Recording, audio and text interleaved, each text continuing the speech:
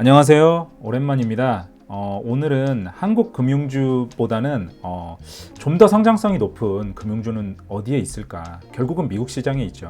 그리고 제가 투자하고 있는 기업이기도 하고 몇 가지 제가 좋은 주식들 배경을 설명해 드리면서 우리나라 금융주보다 좋은 점에 대해서 좀 설명을 드릴까 해요. 자, 시작해 볼까요? MSCI 지수 이 얘기를 왜 들고 나왔냐면 뭐 주식 얘기인데 뭐 MSCI 뭐 관련은 있지만 뭐 이게 뭐하고 상관이냐 하시는 분도 있겠지만 끝까지 한번 들어보세요. 연말까지 홍남기 경제부총리님이 선진국 지수 편입 방안에 대해서 논의하고자 하고 이제 이 주요 경제 이슈로 많이 부각이 되고 있어요. 그리고 이 경제부총리까지 이렇게 나서는 거는 우리나라가 선진국 지수로 편입이 돼야만이 MSCI 선진국 지수 편입돼야만이 추가적인 자금이 유입될 수가 있어요. 지금 우리나라는 이제 신흥국처럼 빠른 경제 성장이 있는 국가는 아니지만 자본력이 어느 정도 많이 축적이 됐고 하기 때문에 상당히 이제 안정적인 성장을 누릴 수가 있는 국가로 조금 분류가 되는 이제 선진국 지수로 분류가 돼야 되는 측면이 있기 때문에 그래야 이제 추가적인 자금이 들어오거든요. 그래서 이 부분에 대해서 정부도 많이 고심을 하고 있는 것 같고, 그리고 공매도 폐지도 그래서 하면 안 되는 거예요. 지금 왜 그러냐면 공매도 이제 기관 투자자와 개인 투자자 그 참여가 조금 형평성이 어긋난다, 그런 측면은 이해는 하지만 공매도 폐지를 해버리면은 MSCI 선진국 지수에는 편입될 수가 없어요. 그래서 그런 부분은 조금 힘들고요. 자, 다음 보시면 그럼 뭐냐, MSCI라는 회사가 있어요. 이게 모건 스탠리에서 만든 이제 회사인데 분사돼 가지고 이렇게 MSCI라는 기업으로 따로 분리가 됐는데, 이 기업의 주요 수입원 당연히 MSCI 지수가 많이 이용을 하면 할수록 그 커미션을 먹는 거예요, 수수료를.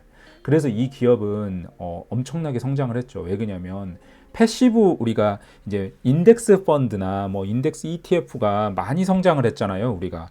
그래서 이 기업은 거기에 동반 성장을 하는 기업이에요. 5년 동안 거의 700% 정도 성장을 했어요. 이거는 어떤 마이크로소프트나 이런 기업들보다 수익률이 더 좋아요. 우리 잘 모르셨죠? 그러니까 이게 숨겨 있는 어떤 진주라고 볼 수가 있는 거예요. 계속 구조적으로 성장할 수 있고, 그리고 이제 경제적 혜자도 있고, 그렇기 때문에 이 기업은 앞으로도 계속 성장할 가능성이 높아요. 연금 시장도 커지고 패시브 시장도 커지니까요. 점점점 고령화돼 가고 있고, 그러니까 이제 그 연금 시장이 커지고 있잖아요. 그리고 MSCI 이 기업이 어느 정도 그러면 이익을 올리고 있냐? 뭐 분기 단위로 보셔도 지금 계속 매출이 성장하고 있죠. 그리고 이제 뭐 매출 총 이익이나 봐도, 그로스 프로핏을 봐도 뭐 상당히 높은, 뭐 거의 대부분이 매출에서 비용이 거의 안 나가요. 그러니까 이것만 보더라도 엄청나게 이익을 올려나가고 있어요. 그럼 뭐 현금 흐름도 한번 보실까요? 보신 김에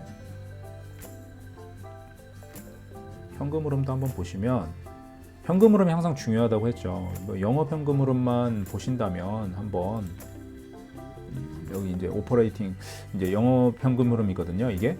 그래서 보면은 연간 단위로 한번 보시면 꾸준하게 증가하고 있죠. 거의 2배 수준으로 증가했죠, 몇 년 전에 비해서.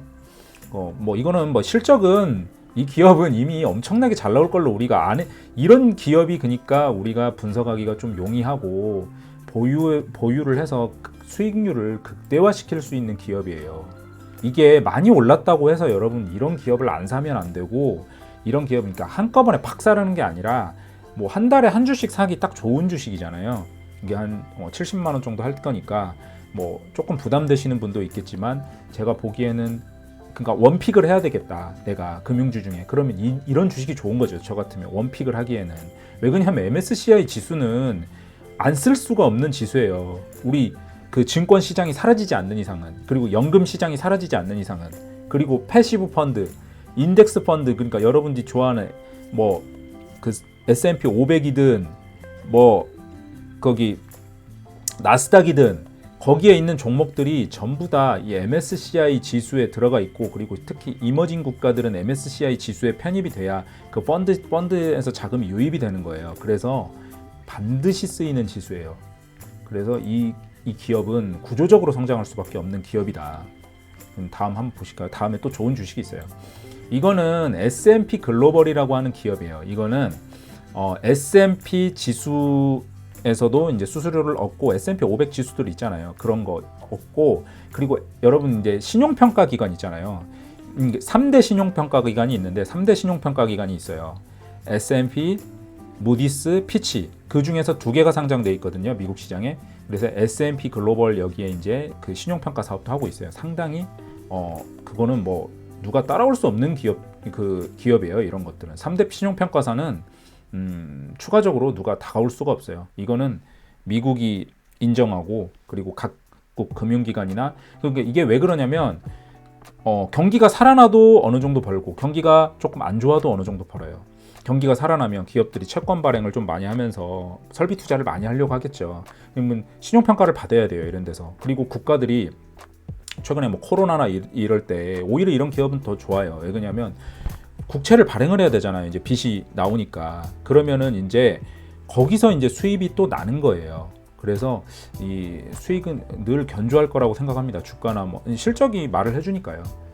그리고 무디스 다음으로 이제 3대 신용평가 중에 하나, 이 무디스 엄청난 기업이죠. 그러니까 이 무디스도 신용평가고요. 그 3대 신용평가 중에 하나. 이 기업도 뭐 수익률 어마어마하죠. S&P, 무디스, MSCI 여기까지 제가 봤을 때는 이 세 개가 가장 미국 시장에서 투자할 만한 금융주지 않나. 그러니까 여러분들이 기본적으로 상상하는 금융주, 방송에서 나오는 금융주는 대부분 은행주, 증권주, 우리나라 같은 경우에는, 그리고 미국 시장은 투자은행 여기까지가 나와요, 대부분. 근데 이런 주식들은 제가 거의 전문가들이나 이런 사람들이 추천하는 경우를 거의 못 봤어요. 근데 제가 보기에는 이 주식들이 가장 견고하거든요. 자본시장 역사로도 봤을 때도, 앞으로의 성장성으로 봤을 때도. 왜 그러냐면 이 기업들은 정부 규제를 안 받는 산업이에요, 거의. 그러다 보니까 금융기관들이 이 기업들을 신뢰하기 때문에 그 신뢰를 바탕으로 확장하는 거예요. 근데 이 기업들은 뭐 더 이상 이 기업 외에는 신뢰성을 확보할 만한 금융 그런 지수를 만든다거나 뭐 그 신용평가사를 만들거나 이런 기업들이 나올 수가 없어요. 이 기업들이 워낙 카르텔이 심해가지고요. 그래서 이 기업들은 오히려 규제도 안 받고 성장할 수 있는 기업이라고 생각이 들어요. 그래서 제가 보기에는 이 세 개의 기업에 정금융주에 투자하고 싶으신, 여기는 계속 성장할 수 있는 기업이거든요. 그래서 이 기업들의 MSCI, S&P, 무디스 이 세 종목에 투자하시는 게 가장 좋은 금융주 포트폴리오라고 저는 생각이 들어요. 물론 한 번에 많이 사시면 안 돼요. 이 기업들도 밸류에이션은 좀 비싼 편이거든요. 그렇더라도 밸류에이션이 비싼 거는 그로스 마진이 거의 뭐 이 기업들은 어마어마해요. 인건비 비중도 좀 낮은 편이고요. 그 워낙 벌어들이는 현금 흐름이 세다 보니까 이은행들은 그 어떤 인건비가 많이 들어요. 판관비나 이런 게, 판매 관리비나. 그래서 조금 이 기업들보다 수익성이 낮아요. 상대가 안 돼요. 그래서 규모는 크죠, 은행들이. 규모가 크다고 근데 주식은 오르는 건 아니다. 우리나라 은행주 한번 보실까요? 이게 코덱스 은행이라는 우리나라 이제 은행주들을 분산 투자한 그 어떤 인덱스죠. 이제 ETF죠. 자, 처참하죠. 5년 동안 수익률. 아까 MSCI 수익률 한번 보실까요? MSCI 5년 동안 700% 가까이 되죠. 이거 그러면 앞으로는 달라질까요? 뭐 가치주 투자하시는 분들 중에 은행주가 엄청 유망한 것으로 얘기하시는 분들이 있는데 뭐 그런 분들을 제가 까려는 건 아니고, 근데 좀 아닌 것 같아요. 그거 왜 그러냐면 이거는 올라가려고 하면 정부가 규제하고, 올라가려고 하면 정부가 규제하고, 예대 마진 높아서 저평가돼 있다고요? 은행주는 지금까지 몇십 년 동안 저평가돼 있었어요. 항상 저퍼고 항상 저 PER이에요. 그거는 이제 제가 봤을 때 10년 정도는 기다려줄 수 있는데 10년 뭐 최대로 놓고 볼까요? 이래요. 거의 이거는 뭐 철강주나 뭐 이런 사이클 주식하고 별다를 바 없는 주식이에요. 왜 그냥 정부가 가계대출이 조금 힘들어지면은 얘가 은행이 조달이자가 높아져도 금리를 못 올리게 해요. 그리고 은행이 이익을 많이 올려도 배당을 하면은 뭔가 정치적으로 봤을 때 이건 뭐라고 해야 될 것 같잖아요. 또 뭐라고 해요. 그럼 은행은 이제 금융이나 이런 데서 배당을 못 올리게 해요. 이거 관치금융이에요 아직도 은행은. 그래서 그 왜 간치금융에 투자를 하시려고 할 필요는 없잖아요 우리가. 그럼 거기 뭐 저평가됐다고 자꾸 가치주라고 투자하라고 하시는 분들이 있는데 그건 아니에요. 제가 봤을 때는 왜 미국 이런 좋은 미국의 금융주들을 놔두고 우리가 거기에 투자할 필요는 없잖아요. 얘네들이 많이 올랐다고 더 안 오르는 애들이 아니에요. 제가 봤을 때 성장성이 있잖아요. 얘네들은 규제가 있어요. 두들겨 맞아야 되죠. 근데 배당 보고 고배당이라고 투자하고 저는 그건 아니에요. 그거는 이제 연세가 많으신 분들은 여기에 이제 안정적으로 변동성도 높아요. 또 이게 장점이 없어요. 이게 변동성도 어마어마하게 높고 전 이거 너무 욕하는 것 같아서 그런데 한국은행주는 제 구독자님들은 투자하지 마세요. 그리고 증권주 투자하지 마세요. 이거 보면 답 나오죠? 투자하지 마세요. 절대 투자하지 마세요. 아까 이 세 개를 분산 투자해서 그 적립식으로 투자하시면 제가 봤을 때 연평균 20% 이상의 수익률은 무조건 나실 거예요. 한 5년 정도 투자하신다면. 자, 그럼 미국의 은행주는 어떨까?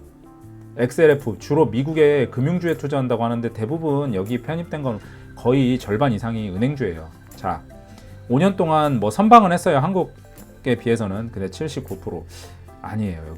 여기도 보면 이게 변동성이 엄청 심해요. 그래서 쉽지 않은 게임이에요. 자, 어디에 투자하실까요? 저라면 MSCI 1순위 그리고 S&P 무디스가 2순위 정도 하게 비슷하죠. 수익률이. 얘네는 이제 동급이라고 생각을 하는 거예요. 그러니까 오늘은 제가 너무 한국 은행주를 가치주라고 좋게 보시고 뭐 유튜브나 아니 블로그나 이런 데서 추천하는 것만 듣고 투자하시는 분들 뭐 이럴 때 막 좋다고 해요. 막 또 이럴 때 또 투자하시죠. 또 물려요.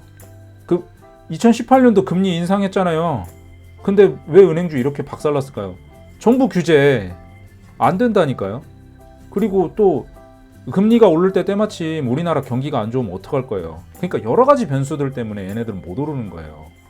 좀 잘 되려고 하면 정부가 두들겨 패고 왜 서민 경제 망가지게 왜 대출 주택담보대출 뭐 주택담보대출 금리 왜 올리냐 너네 왜 그러냐 그리고 뭐 좀 돈 좀 벌어가지고 와 해가지고 금리 그 금리 좀 올려서 돈 좀 챙겨보려고 하면 나쁜 놈으로 이제 패러다임으로 몰고 가죠. 그래가지고 정치권이 이제 정의의 사도처럼 금리 내려 임마 해가지고 박살내죠. 또 이번에는 어떨까요? 저는 모르겠어요. 거기까지는. 아무튼 여러분의 현명한 우리 구독자님 분들은 똑똑하신 분들이니까 여러분들의 현명한 판단을 저는 믿습니다. 오늘 저는 여기에 베팅하라고 했어요. 분명히. 그리고 여기에 몰빵하지 마시고요. 절대로. 여기 한 달에 한 주씩만 사세요. 그러면은 한 5년 뒤면은 아마 마음이 푸근해지실 거예요. 자, 오늘 여기까지입니다. 감사합니다.